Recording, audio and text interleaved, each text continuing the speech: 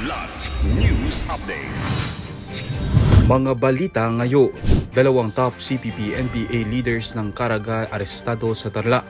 Cebu Pacific Plains sa Zamboanga binulabog ng bomb threat.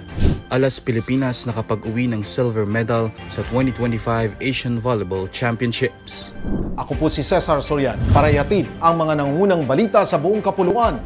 Ngayon, Timbog ang dalawang high-ranking leaders ng New People's Army o NPA sa isang joint operation sa Barangay Balite, Tarlac City sa pangunguna ng 401st Infantry Brigade at sa koordinasyon sa Intelligence at Combat Units.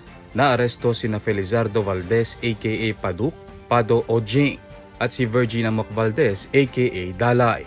Itinuturing na key figures ng Northeastern at Southeastern Mindanao Regional Committees ng CPP-NPA. Nahaharap sila sa mga kasong destructive arson, extortion ng local businesses at pag-atake sa mga civilian at government facilities sa Caraga Region. Sa kanilang pagkakaaresto, inaasahan ang paghina ng impluensya ng NPA sa rehiyon. Binulabog ng bomb threat ang isang passenger plane ng Cebu Pacific sa Zamboanga International Airport kahapon June 40. Ayon sa Civil Aviation Authority of the Philippines o CAAP, nadiskubre ng isang cabin crew member ng Cebu Pacific Flight 5J851 ang rolyo ng toilet paper sa isa sa lavatories ng aircraft na may nakasulat na may bomba. Agad na nagpadala ng Aviation Security Unit ang CAAP para inspeksyonin ang eroplano at nakumpirmang walang explosives o bomba na natagpuan. Dahil dito ay cleared na for boarding ang lahat ng pasahero at wala nang naging pag-antala ang nakaapekto sa flight activities. Nagpaalala ang CAAP na labag sa batas ang bomb threats alinsunod sa Presidential Decree No. 1727.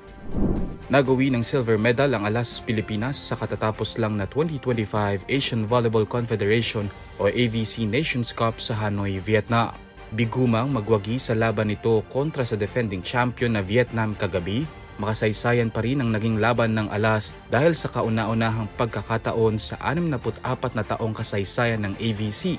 Nakatungtong sa finals ang ating national team at ito rin ang unang final stint sa Asian Women's Volleyball level. Tinapos ng Vietnam ang gold medal match matapos ma-sweep in 3 sets ang laro, 25-15, 25-16 at 25-40. Bukod sa silver medal, wagi rin ang tatlong players ng Alas sa Tournament Individual Awards. Naiuwi ni Del Palomata ang Best Middle Blocker Award, si Captain Gia de Guzman ang itinanghal na Best Setter, at tinanggap ni Angel Canino ang kauna-unahang Best Outside Hitter Award sa kanyang international career.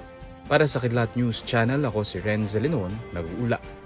ako po si Cesar Soriano, kasama nyo sa bawat pagputo ng balita.